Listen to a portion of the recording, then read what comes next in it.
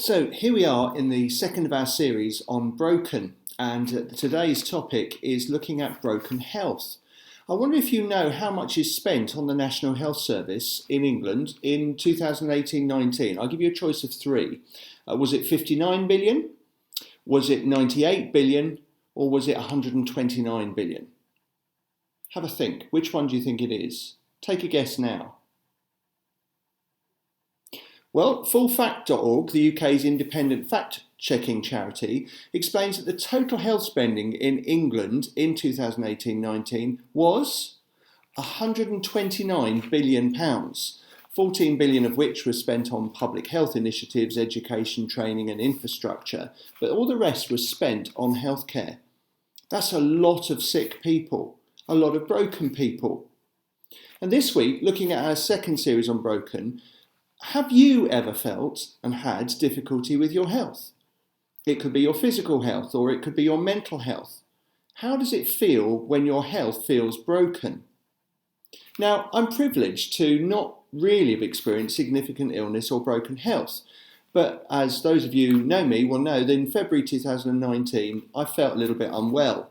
Not just a sniffle, tightness of chest, heart palpitations and some breathlessness in simple exercise.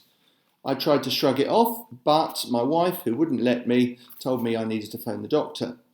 So I did. I spoke to the receptionist and explained my symptoms, and I was offered to come down to the surgery. And within an hour, I was there being plugged in, having an ECG, having blood tests, meeting the doctor, having my blood pressure taken, and the following day a chest x-ray. Really well looked after. And within a week or so, I had a phone call from the doctor. It was type 2 diabetes. Now, not great news, but it could have been worse, and probably slightly better than I was expecting. Then it was also a bit of a wake-up call for me to review my food habits. And 8 months later, I'm 4.5 stone lighter, and the blood sugars are down to a much better level.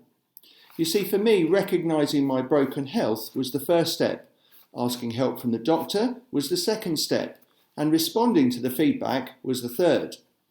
But sometimes someone's broken health can't easily be fixed. So what do you do then? Our story today is from Mark 10 verse 46 to 52. It's about a man whose health was broken. He couldn't see, he was blind, and Jesus was coming to town. So what did the blind man do? And what did Jesus do? And what can we learn from this story today? Let's read the story to you. So let's read from Mark 10 verse 46 to 52. Then they came to Jericho.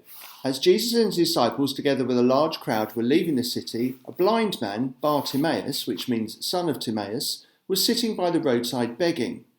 When he heard that it was Jesus of Nazareth, he began to shout, "Jesus, son of David, have mercy on me." Many rebuked him and told him to be quiet, but he shouted all the more, "Son of David, have mercy on me." Jesus stopped and said, "Call him." So they called to the blind man, "Cheer up, on your feet, he's calling you." Throwing his cloak aside, he jumped to his feet and came to Jesus. "What do you want me to do for you?" Jesus asked him.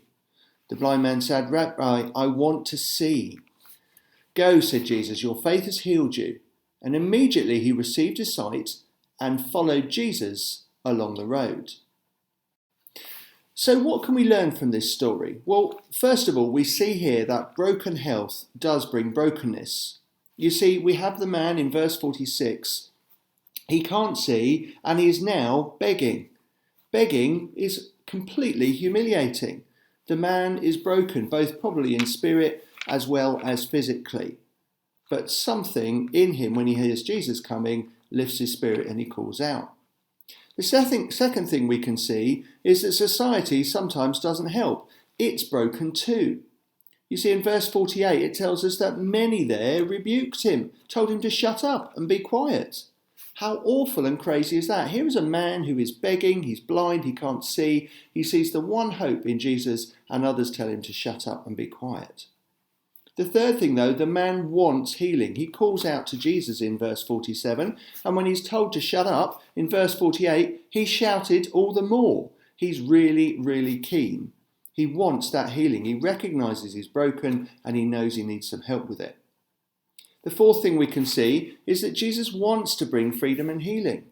He calls society to call the man. That broken society that was telling him to shut up, in verse 48, he tells the crowd to call him.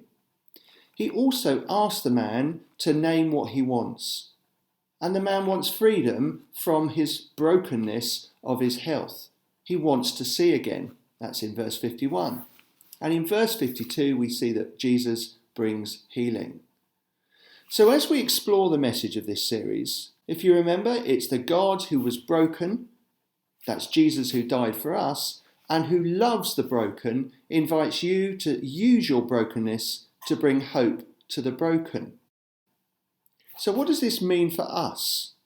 Well, if your health is broken, what can we learn from the blind man? Well, first of all, he recognised he had broken health. Recognise what you can do about it. In my case, with my type 2 diabetes, I needed to recognise there was something I needed to change. And perhaps in all cases, we need to recognise the need to ask for help, just like the blind man did. Don't suffer in silence. And thirdly, respond to those who are there to help. If you're given advice, respond to it. Don't let broken health become a barrier to living life. But for all of us, how do we respond to those with broken health? Well, firstly, I suggest it's not like the crowd here. They had broken compassion. We need to be people of compassion, and we need to be people of empathy. When the crowd then used the phrase cheer up, that's probably not the best response. Although in this particular case, cheer up because actually Jesus can do something about it. But telling our friends just to cheer up if they've got broken health is not the best response. We're called to just walk alongside them, give them support, to show empathy. It's interesting that Jesus called to the broken crowd to call to the man who was there who was broken. And he said to them, call him. We're called to respond to those who have broken health. Now, there is a tricky issue here for us to consider too, and it's a theological hot potato. Why are not all people healed? The blind man was healed by Jesus, but we can perhaps think of people who have been prayed for, or we have prayed for, and they've not got better. And possibly they've even got to the point where they died. We can really struggle with that theological tension. So a quick trawl of the internet reveals a range of answers that we could throw at this. Perhaps it's because there isn't enough faith. Perhaps because there's a deeper related issue. For example, stress caused by unforgiveness is evoking a physical response, and until you deal with the stress, and therefore until you deal with the unforgiveness, then that can be a reason why the illness is not going. Or maybe God has a bigger plan for the suffering. Now, all of those can be answers, but perhaps they don't really cut the mustard when it's somebody that we love that's unwell. But what do we know from this passage and from the Bible? Well, we know that God doesn't like sickness and the brokenness it causes. We know that God loves mankind.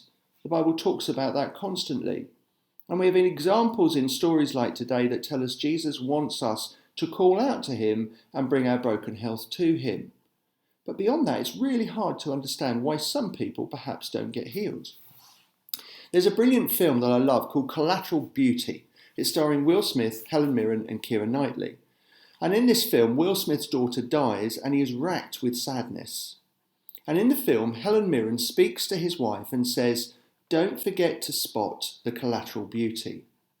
Now, I won't spoil the film for you, although I may well already have done, and my wife tells me I regularly spoil films for people. But the key message in this film is in the midst of pain, anguish and suffering, there can be moments of beauty shown by others towards you. You wouldn't choose the path of the suffering that you're on, but by being on it, there are moments of collateral beauty. So our challenge as we reflect on broken health is how we can be part of that collateral beauty for those suffering broken health, or for someone whose loved one is suffering broken health. How can we be part of the care and support? How can we be church showing love and commitment? Something to think about now with the questions that we have to look at.